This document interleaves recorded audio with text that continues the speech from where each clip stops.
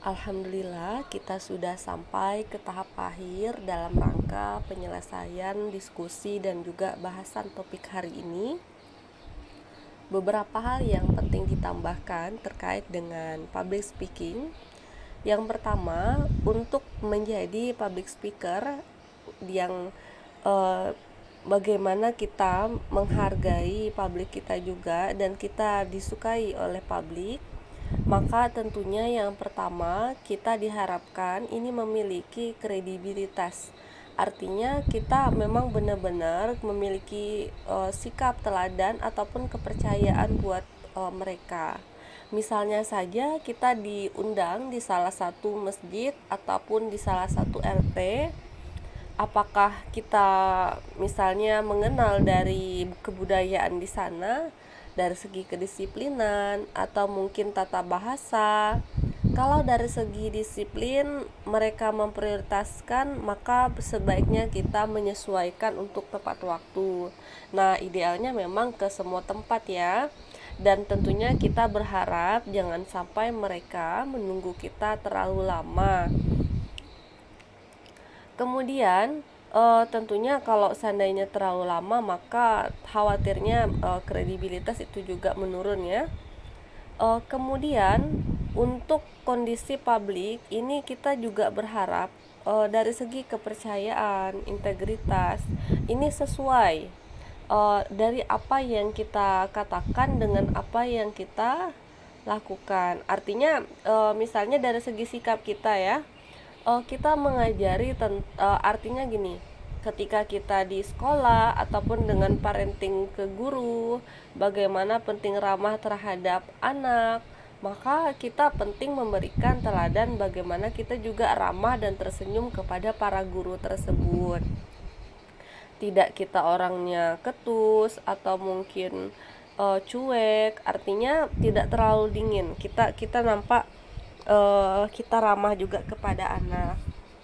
Kemudian untuk membangun kredibilitas ini tentunya boleh juga dengan kondisi-kondisi menjebatani di pihak-pihak menyebut nama yang dikenal mereka. Artinya kalau seandainya yang mengundang itu Bapak Bupati, maka kita juga boleh gitu ya untuk dari segi membangun kredibilitas melalui pihak di sana ataupun dari pihak misalnya pelaksana.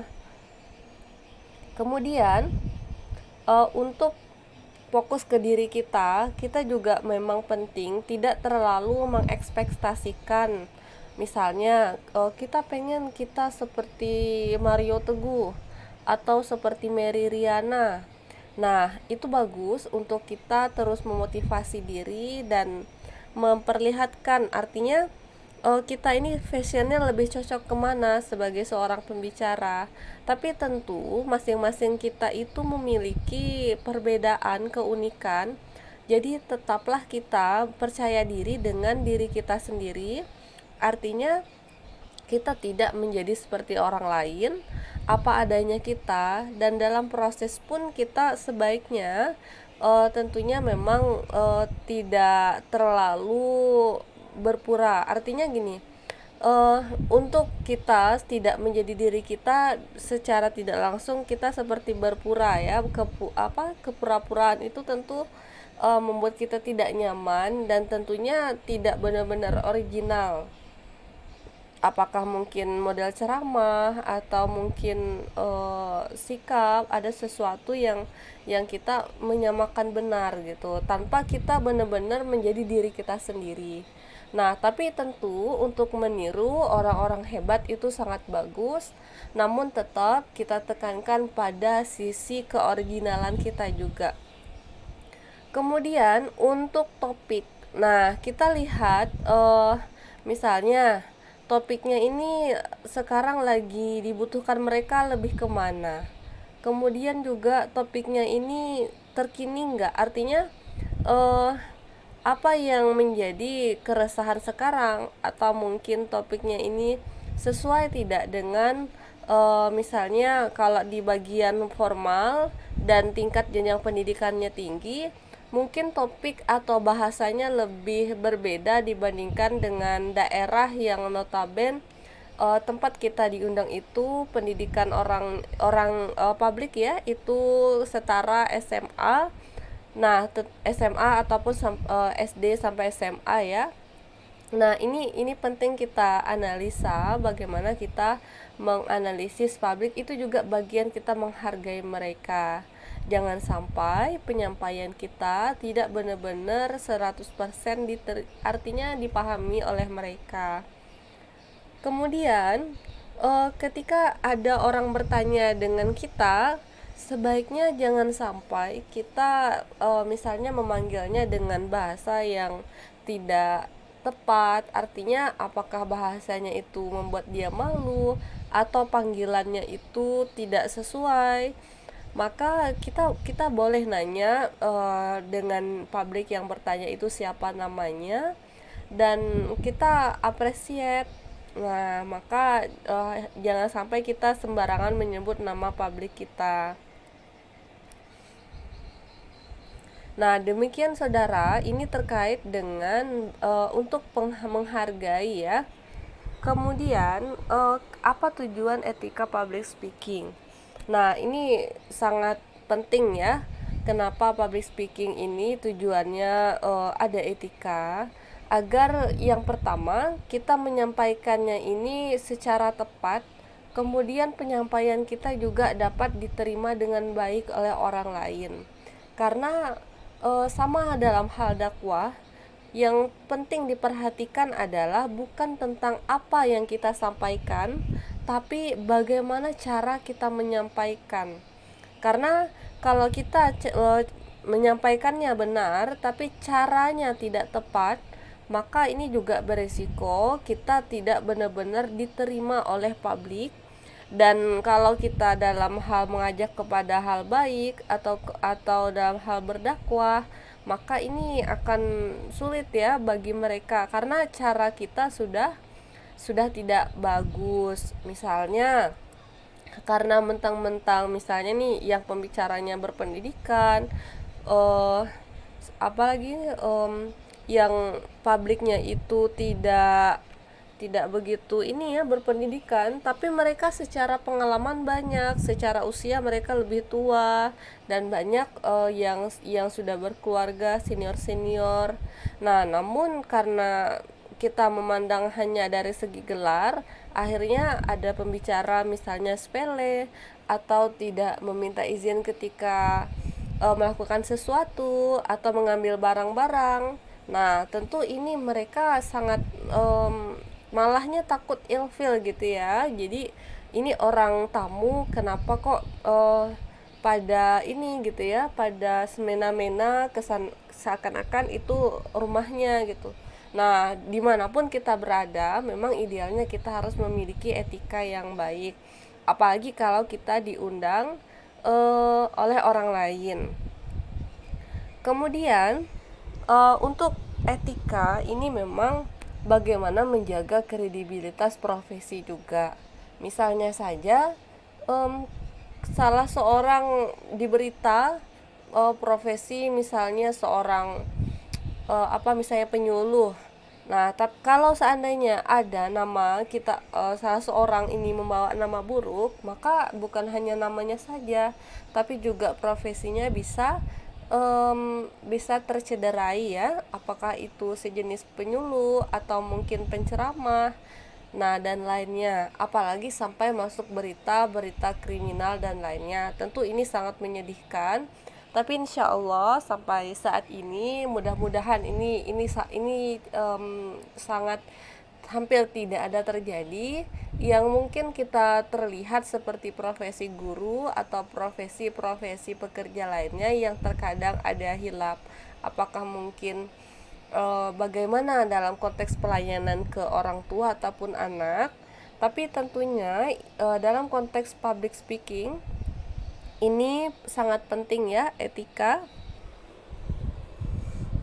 Kemudian etika ini kalau kita masuk ke tempat orang, maka bagaimana kita juga diterima benar-benar bisa menyampaikan secara totalitas.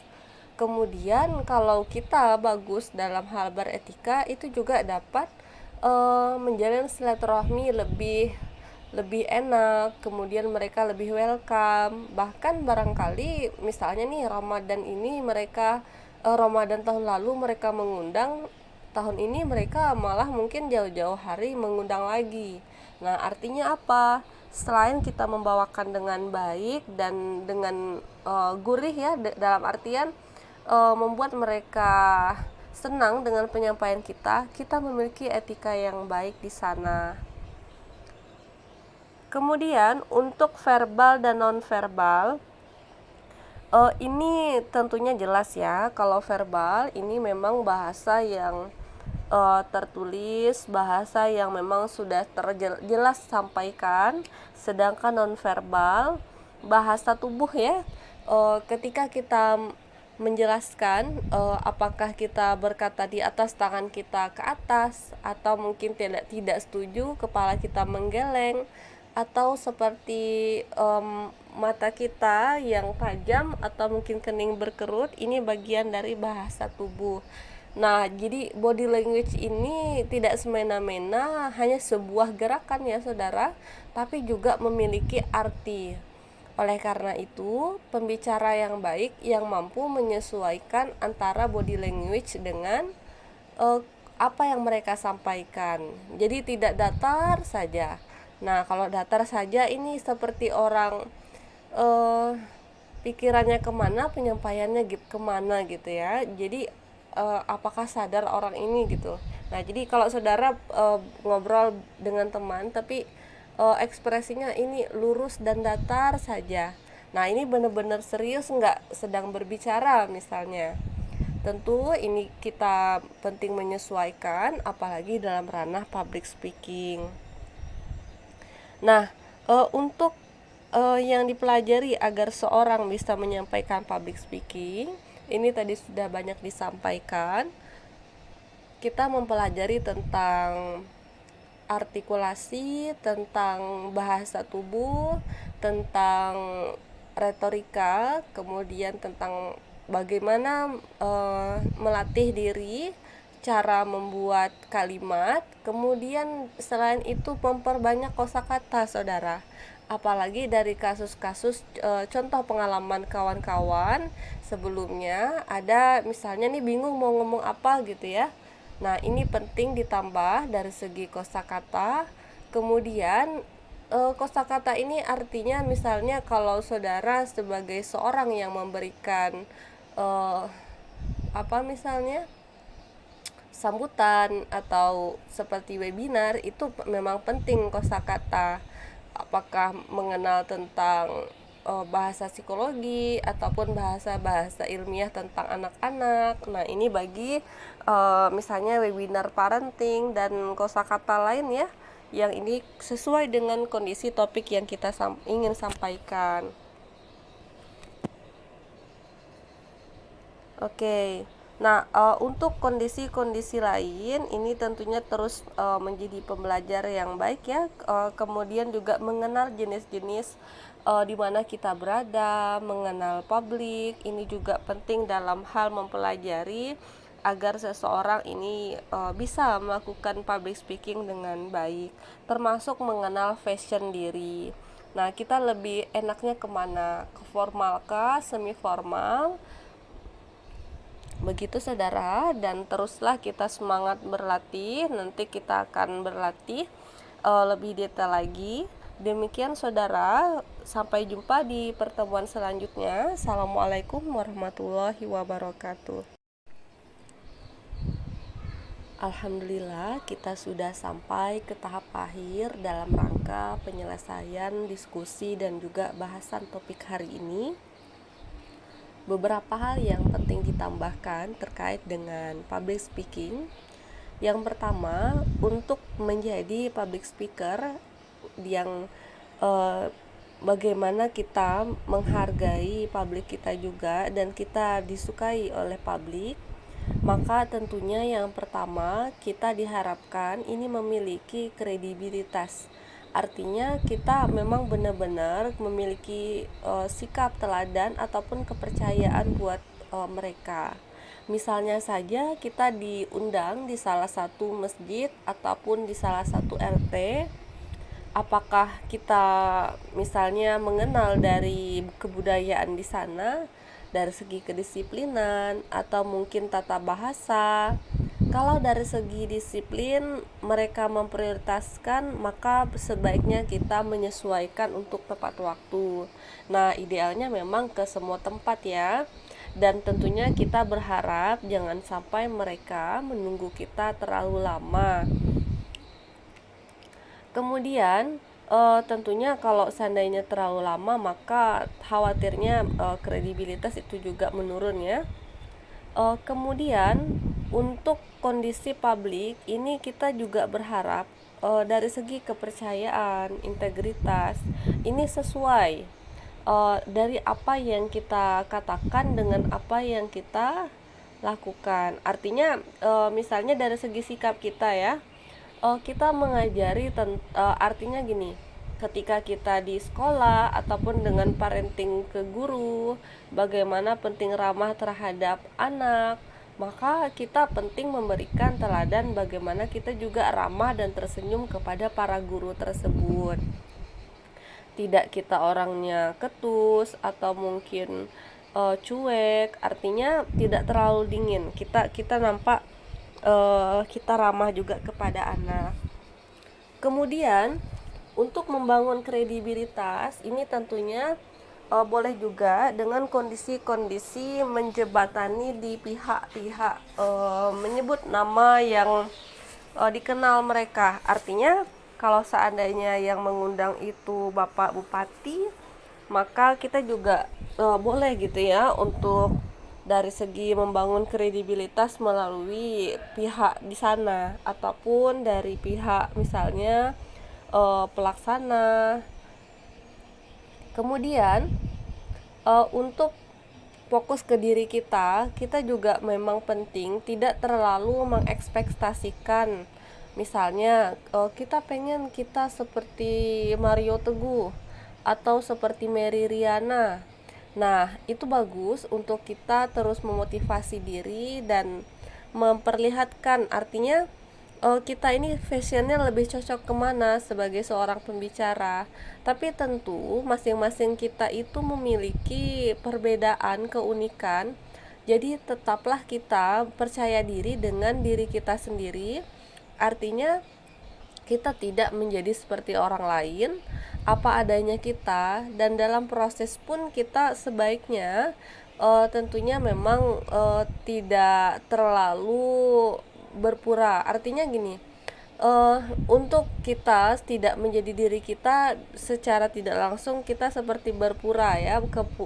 Kepura-puraan itu tentu membuat kita tidak nyaman dan tentunya tidak benar-benar original. Apakah mungkin model ceramah atau mungkin sikap, ada sesuatu yang kita menyamakan benar gitu, tanpa kita benar-benar menjadi diri kita sendiri.